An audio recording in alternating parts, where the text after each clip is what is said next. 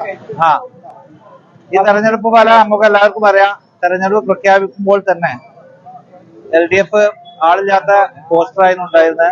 UDF സംബന്ധിച്ച് വളരെ എളുപ്പമായിരുന്നു. കാരണം ഭരണവിരുദ്ധ വികാരം, കേരളത്തിലെ ഇടതുപക്ഷ സർക്കാരിന്റെ പരിപൂർണ ജനവിരുദ്ധ സർക്കാരിനെതിരെയുള്ള വിധേയത്താണ് ഈ തെരഞ്ഞെടുപ്പിൽ നടന്നത്. നമുക്കറിയാം, ഇതിൽ നിന്നും നമുക്ക് പഠിക്കാനുള്ളത് കേരളത്തിലെ വോട്ടർമാര് ഉത്ബുദ്ധരാണെന്നുള്ളതിന്റെ ഏറ്റവും വലിയ തെളിവാണ്. തൃശ്ശൂര് നമ്മൾ മാറ്റി നിർത്തിയാൽ കേരളത്തിലെ മറ്റു മണ്ഡലങ്ങളിൽ, പ്രത്യേകിച്ച് മലബാറിലൊക്കെ പല രൂപത്തിലും UDF സംവിധാനം തകർക്കാനുള്ള ശ്രമങ്ങൾ നടത്തിയെങ്കിലും മുസ്ലിം ലീഗിന്റെ നേതൃത്വത്തിലുള്ള UDF ഒറ്റക്കെട്ടായ പ്രവർത്തനമാണ് ഈ തകർപ്പൻ വിജയത്തിന് കാരണം. ജനാധിപത്യത്തിന്റെ വസന്തം പുലർന്നു എന്ന് തന്നെ നമുക്ക് പറയാം. അതിനപ്പുറത്താണ്. നമുക്ക് എല്ലാവർക്കും അറിയാം, ഇപ്പൊ 3 ലക്ഷം കവിഞ്ഞു മലപ്പുറത്ത് റെക്കോർഡ് ഭൂരിപക്ഷം. നേരുത്തായി മത്സരിക്കുമ്പോൾ 2,60,000 ഉണ്ടായിരുന്നത്, അതിപ്പോ 3 ലക്ഷം മറികടന്നു. പൊന്നാനിയിൽ അതുപോലെ തന്നെ 2 ലക്ഷത്തോളം ആയിട്ടുണ്ട്. അങ്ങനെ വളരെ പ്രതീക്ഷിച്ചതിന് അപ്പുറത്ത്. കാരണം ജനങ്ങള് മത്സരിച്ച് നമുക്ക് വോട്ട് ചെയ്യണം. അതിൽ ഇടതുപക്ഷവും ഉണ്ടാവും എന്നാണ് ഞങ്ങൾ വിശ്വസിക്കുന്നത്. BJP അക്കൗണ്ട് തുടങ്ങിയെന്ന് പറയാനാവില്ല, ഒരു ഫിലിം സ്റ്റാർ അക്കൗണ്ട് തുടങ്ങിയെന്നേ പറയാൻ കഴിയുള്ളൂ. കാരണം BJP പ്രഗത്ഭരായ നേതാക്കന്മാരൊക്കെ 3-ാം സ്ഥാനത്ത് 4-ാം സ്ഥാനത്തുള്ളത്. സുരേഷ് ഗോപി എന്ന ഒരു സിനിമാ നടനാണ്, അദ്ദേഹം വിജയിച്ചിട്ടുണ്ട്. അത്ര അതിനെ കാണാൻ കഴിയുള്ളൂ. +2 ഡിഗ്രി കഴിഞ്ഞവർക്ക് വേൾഡ്സ് ഫസ്റ്റ് AR/VR ക്ലാസ് റൂമിലൂടെ സ്മാർട്ട് ഫോൺ എഞ്ചിനീയർ ആവാം. കൂടുതൽ അറിയാൻ വിളിക്കൂ ബ്രിഡ്കോ ആൻഡ് ബ്രിഡ്കോ.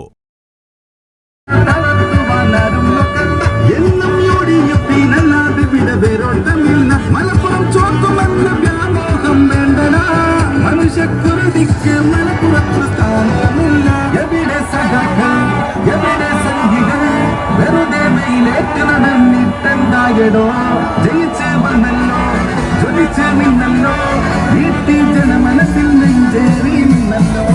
വോട്ട് ചെയ്തോർക്കും കൂടെ നിന്നോർക്കും അഭിവദി ഞങ്ങൾ പാടുന്നു എല്ലാവർക്കും. മലപ്പുറം ചെങ്കാറ് UDF മഞ്ചാണ്, മാറാത്ത ഇളകാത്ത ഇന്ത്യ മുന്നണി ഒന്നാണ്.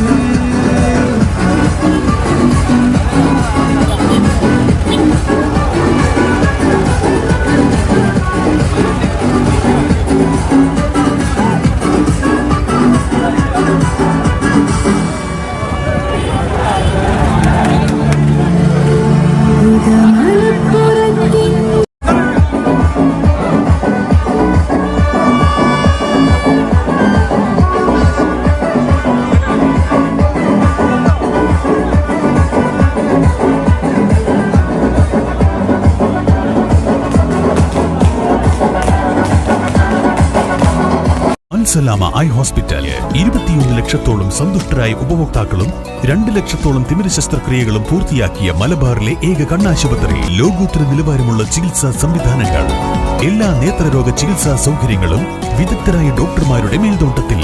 അൽ Salama eye hospital, hospital road, Perinthalmanna.